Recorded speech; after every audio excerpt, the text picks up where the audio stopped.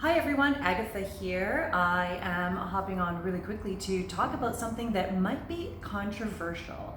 I'm just speaking to my group in here for a moment.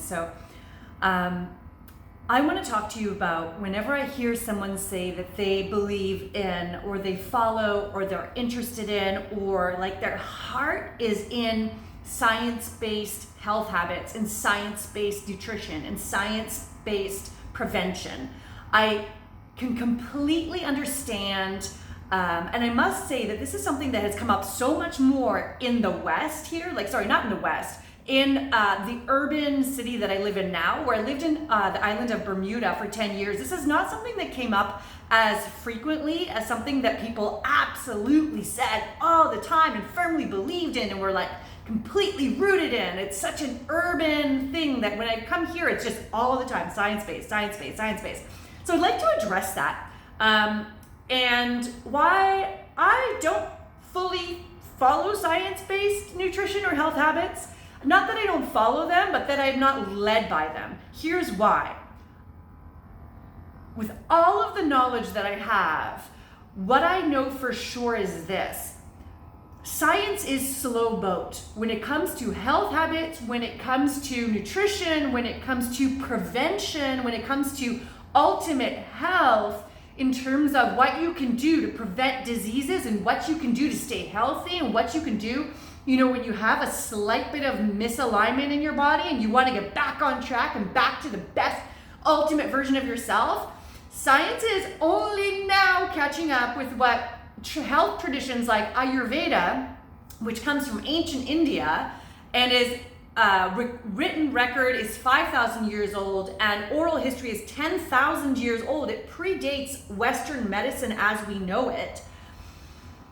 They had a system, they had a science of life and a science of health and prevention that is deeply connected to the world and the earth and the rotations of the sun and your day and your circadian rhythm that is not described in a scientific way. So you'll hear something like, it's the Pitta time zone right now, my digestion is at the highest.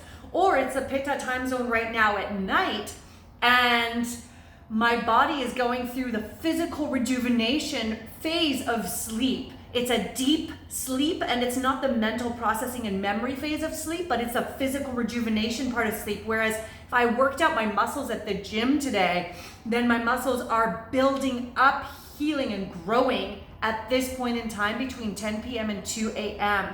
So, you'll hear about the Pitta time zone, the Vata time zone. You'll hear about things like when the sun is at its highest, my digestion is at the strongest. That is noontime, 12:30, strongest digestions.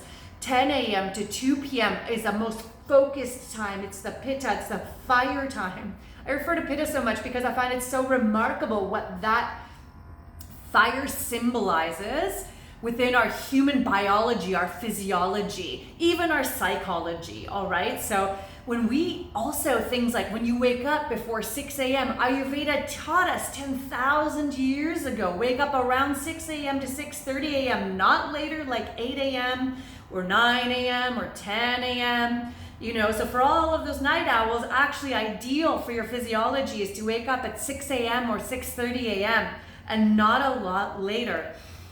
The reasoning behind this is that this is when the world is waking up, right? The sun is starting to rise, the animals are waking up, the birds are chirping. This is the ideal time. You're at the end of the Vata time zone, which is a lighter time zone. A lightness of being will be with you if you wake up a little bit before 6 a.m., right? Whereas then you enter the Kapha time zone from 6 a.m. to 10 a.m., which is earth, and there's a weighing down energy, all right? And science has realized in the past 10 years that they've done all these studies, and if you wake up around 8 a.m., you're more likely by 30% to have depression, okay? So Ayurveda knew this in advance. We knew this a long time ago. If you wake up earlier with the Vata time zone between 2 a.m. and 6 a.m., ideally around 6 a.m., just before the 6 a.m. mark, you wake up with that lightness of being, that creativity, the innovativeness of the things that air and ether represent, right? Not the heaviness of earth. Okay, but it sounds so frou-frou, like what is she going on about, right? But now science is clear about the science behind this. And so I just find it so, I look at the science and I look at these articles, which I do read. I am a professional research librarian and I do look this up. And it's just so cute when science catches up. When I lived in Bermuda, we would order parcels from away, and what would happen is you'd either get it by air, which is you can get it in a day or two, or you get it by slow boat. And slow boat, you can get your book or your items within 6 weeks, okay? So I think science is slow boat. I hate to break it to all of you science lovers, and definitely continue to follow the science, but don't think that it's just been discovered now because we in the West have found, at the molecular level, we figured it out. These Nobel Prizes are being awarded to people who absolutely deserve it in their field. And I'm not saying that there's anything wrong with it, but you guys, this is already known. People like myself, there are communities of people who have been practicing preventative medicine. And I've been doing intermittent fasting for 21 years before it was even named as something, because it's something also that Ayurveda talks about, so these preventative health traditions, traditional Chinese medicine, I do not know much about, okay? I fell in love with Ayurveda. There was so much alignment with my lived experience, my healing of my body, the way that I felt so optimized, my human potential just rose and skyrocketed as I practiced Ayurvedic preventative, just the foundations is what you really need. You don't have to go much further than the foundations. You don't have to even get into herbs, to be quite honest, right? It's really knowing the foundations, sleeping at this time, waking at this time, focusing the hardest at this time, allowing for your body to wind down at this time. This is the best time for physical activity. This is the best time for the hardest phone call of the day. And it all lines up. Jeff Bezos, CEO of Amazon and one of the most richest men in the world, he does his most intense thinking work and his most intense calls after 10 a.m. And that would totally align with the Pitta time zone or the fire time zone of Ayurveda. So it's absolutely fascinating. And science is now coming to terms with this idea of the circadian rhythm and the way that our body at the molecular level adjusts and switches and turns and shifts, so that with the time zones of the day, so that we actually have times of the day where we're optimized to do certain things and not other things. Digestion at night is not okay in Ayurveda. It's not going to optimize your body, right? So eating dinner at the biggest meal was lunch when the sun is at the highest. It sounds so,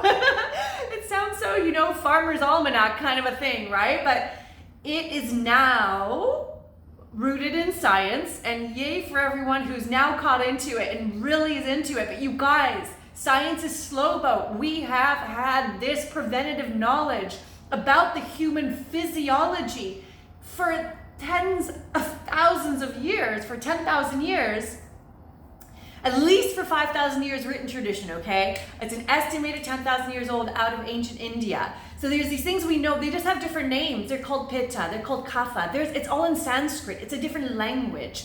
Then, to a lot of people who really believe in only science-based facts and science-based wellness, go for it. But please understand that it's not new. It's not new in so many health traditions. I feel like it's almost, it's so cute and adorable when science catches up for so many of these, and I mean preventative health, okay? There are, I don't know much about surgeries and different areas in which Western medicine may be the most advanced, but it's certainly slow boat when it comes to prevention and optimizing your health, your body, your high performance.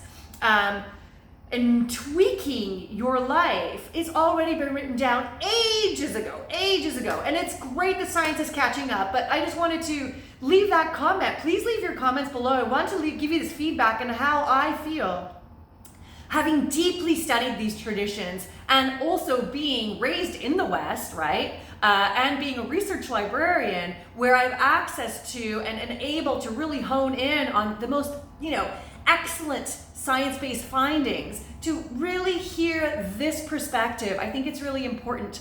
And I hope that this is interesting to you, and I hope that that's something that's food for thought for you for today, all right? Take care, leave your comments below. I would love to hear what you think about this. And again, I'm not criticizing science-based believers for health outcomes and health habits and all of these types of things, but it's not necessarily new.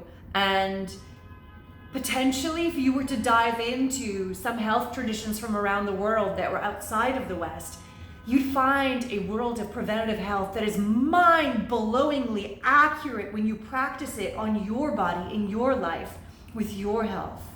Incredible outcomes await. All right. God bless. My name is Agatha, and I'm with Fueled Ultimate Health and Nutrition, where I help high performance professionals be their absolute best. Take care, guys.